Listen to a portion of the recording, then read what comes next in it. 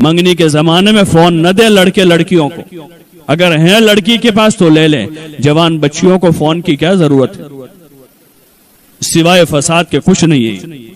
اپنی بچیوں کو فون نہ دیں، ان کو سمجھا بجھا کر لے لیں، نہ مانے تو زبردستی لے لیں، پہلے سمجھاویں بجھاویں، نہیں مانتے ہیں زبردستی ان سے لے لیں۔ بھائیوں سے میری گزارش ہے، ماؤں سے گزارش ہے، دادیوں نانیوں سے گزارش ہے کہ وہ اپنی بہنوں سے، اپنی بیٹیوں پوتیوں سے ان کے ہاتھ سے فون لے لیں، یہ سوائے ان کو فساد کے راستے پر لے جانے کے اور کچھ نہیں ہے۔ ان کو فون نہ دیویں،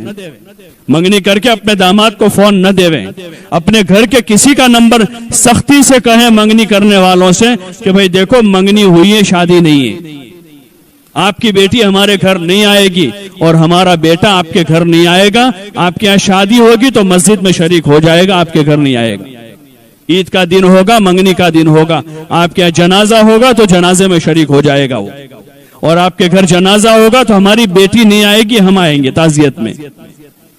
جنازے کے پہ ہماری دادی بیمار ہے، آخری ان کا منہ دیکھنے کا ہے تو بہو کو لے جائے، پھر ان کی تمنا ادھور، ارے ان کی تمنا تو ابھی کلمے کی کراویں، ابھی تو کلمہ تلقین کرنے کا وقت ہے، بہو دکھانے کا وقت ہے یہ، تو اس لیے لے جا رہے ہیں۔ اور بہو دیکھنے کے لیے وہ ان کے گھر کے لڑکے جمع ہوئے ہیں کہ ابھی آنے والی ہے وہ، اور لڑکے کے دوست جمع ہو رہے ہیں کہ اس کی بہو آ رہی ہے ابھی۔ بے حیائی کے تماشے ہیں سارے، اللہ کے واسطے اللہ سے ڈریں، حیا کریں۔ منگیتر ابھی جو ہے وہ نکاح میں نہیں گئی ہے، وہاں تک وہ نہ بیوی ہے نہ وہ اس کا شوہر ہے، نہ ان کو فون دے، نہ فون سے بات کرنے کی اجازت ہے، نہ وہ ایک دوسروں کو اب دوسری بار دیکھ سکتے ہیں۔ ایک مرتبہ منگنی کرنے کے واسطے دیکھا، دیکھ لیا، ایک نظر دیکھنے کی جو اجازت ہے، اس کے بعد اب ایک دوسروں کو نہیں دیکھ سکتے، وہ بات نہیں کر سکتے، خوشی غمی میں ایک دوسروں کے شریک نہیں ہو سکتے۔ اس لیے اس کی کوشش کریں، ابتدا اچھی ڈالیں، بنیادیں اچھی ڈالیں۔ شادی کے بعد کے جو شادی میں جو رسم و رواج ہے اس سے پرہیز کریں۔ شادی کے بعد، شادی کے دنوں میں ناچنا، کودنا، گانا، سنگیت بجانا، حضور علیہ السلام فرما رہے ہیں کہ مجھے دنیا میں اللہ نے بھیجا ہے کہ میں سنگیت کو مٹا دوں دنیا سے، سنگیت اور موسیقی کو مٹانے کے لیے آیا ہوں۔ اور ویڈیو بنانا، تصویر لینا ہمارے فقہا کے نزدیک جائز نہیں ہے، حرام کام ہے یہ۔ اور فضائل میں بھی روایت ہے کہ اللہ پاک قیامت کے دن سب سے پہلے تصویر والوں کو چن چن کر جہنم میں ڈالے گا، ان سے کہا جائے گا جو تصویریں تم نے بنائی اس میں جان ڈالو، اتنا بڑا جرم ہے۔ ہاں، فوٹو نہ لیں موبائل میں، نہ بچوں کے نہ بچیوں کے، یہ جائز کام نہیں ہے۔ کوئی کام عام ہو جانے سے جائز نہیں ہو جاتا ہے، ویڈیو بنانا جائز نہیں ہے۔ اور یہ بے حیائی کی حد ہو گئی،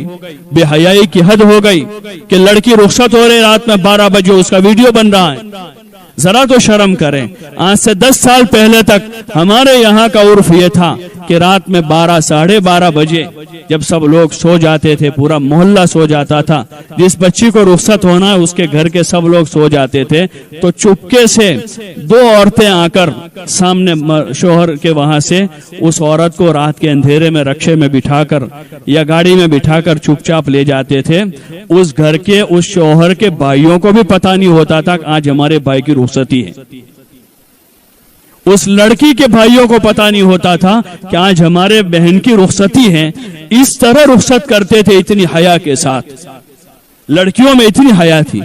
اور رات گزار کر وہ لڑکی جو ہے رات کے اندھیرے میں واپس اپنے گھر آ جاتی تھی، اتنی حیا کے ساتھ وہ شرم محسوس کرتی تھی اس میں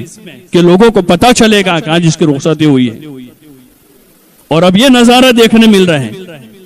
کہ رات میں 12 بجے پورا ہجوم جا رہا ہے۔ اللہ کے واسطے شرم کریں، اپنی پرانی چیزوں کو یاد کریں، جو اچھائیاں اور خیر ہمارے پچھڑوں میں تھی اس کو باقی رکھیں، اس کو باقی رکھیں، حیا کے معیار میں باقی رہیں۔ ویڈیوگرافی کرنا، اس طرح باہر گھومنا اور اس طرح لڑکے لڑکیوں کا اختلاط، یہ بے حیائی کی حدیں، یہ جانوروں کی صفت ہے، یہ انسانی صفت نہیں ہے، یہ جانوروں کی صفت ہے۔ ان چیزوں سے پرہیز کریں۔ شادی کے بعد گھومنے پھرنے سے پرہیز کریں، ہوٹلوں میں جانا، اپنے گھر میں اچھا پکا کے کھاویں، خود کھاویں، بچوں کو کھلاویں، تھوڑا زیادہ پکا کر پڑوسیوں کو کھلاویں، اور ہزاروں روپے ہوٹلوں میں برباد کرنے سے اپنے آپ کو بچاویں، گھر کے ماحول میں رہیں۔ اگر شومیاں بیوی جانا چاہتے ہیں تو رشتہ داروں میں جاویں، پھوپھی کا تعارف کراویں، خالہ کا تعارف کراویں، بہن کا تعارف کراویں، اپنے قریبی رشتہ داروں کا تعارف اس وجہ سے کراویں کہ ان سے صلہ رحمی ہے. ہماری بیوی ان کو پہچانے, یہ گھر آوے تو ان کا اکرام کرے, استقبال کریں, صلہ رحمی زندہ ہو, تعلقات بڑھیں.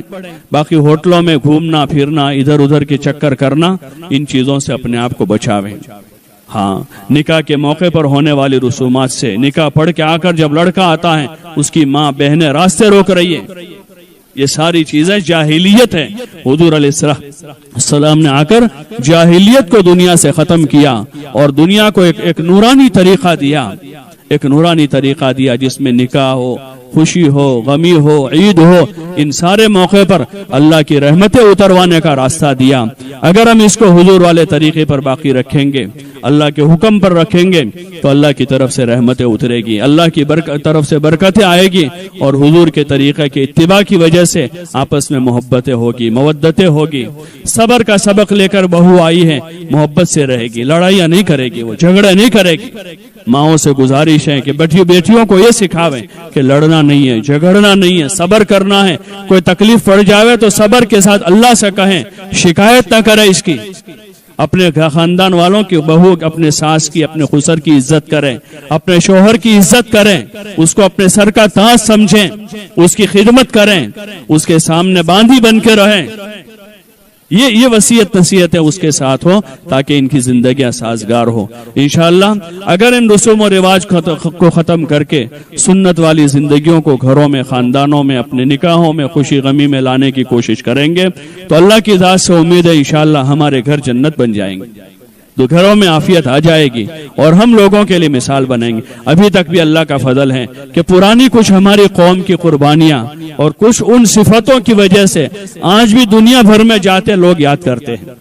ان صفتوں سے یاد کرتے ہیں کہ ہم آپ کے یہاں آئے تھے تو ہم نے یہ دیکھا, آپ کے یہاں یہ خوبی دیکھی, آپ کے یہاں یہ خوبی دیکھی, آپ کے یہاں کے لوگوں نے ایسی خدمت کی,